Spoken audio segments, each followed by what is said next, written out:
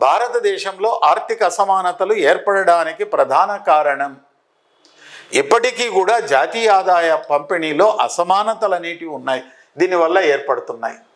NSSO అంచనాల ప్రకారం గ్రామీణ ప్రాంతాలలో 39% కుటుంబాలు కేవలం 5% ఆస్తులపై యాజమాన్యపు హక్కులు కలవు.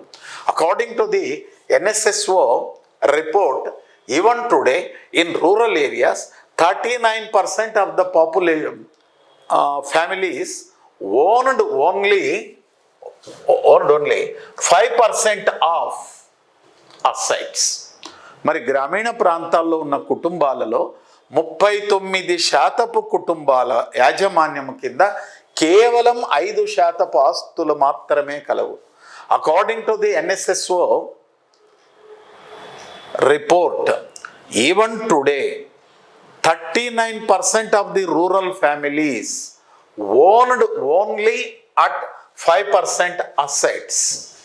మరి ధనవంతులలో, గ్రామీణ ప్రాంతాలలో ధనవంతులలో 8% ధనవంతులు గ్రామీణ ఆస్తులలో 46% కలిగి ఉన్నారు. Only 8% of the rich people then having ownership over 46% of the assets. మరి ఇంచుమించు ఇలాంటి పరిస్థితులే ఉన్నాయండి. సో కాబట్టి భారతదేశంలో కావచ్చు, అల్పాభివృద్ధి దేశాలలో కావచ్చు, ఆర్థిక అసమానతలు గ్రామీణ ప్రాంతాలు, పట్టణ ప్రాంతాలలో కలవు.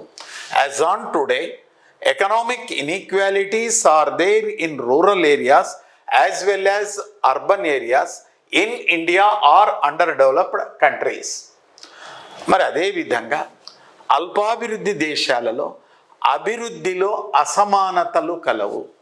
అల్పాభివృద్ధి దేశాలలో అభివృద్ధిలో కూడా రాష్ట్రాల మధ్య, రాష్ట్రాలలో జిల్లాల మధ్య, జిల్లాలలో ప్రాంతాల మధ్య అసమానతలు కలవు. Even today we can find regional imbalanced development among the states, in states among the districts, in districts among the reasons. We can find imbalanced regional development is there. అదే విధంగా అల్పాభివృద్ధి దేశాలలో సామాజిక సేవలలో కూడా అసమానతలు కలవు.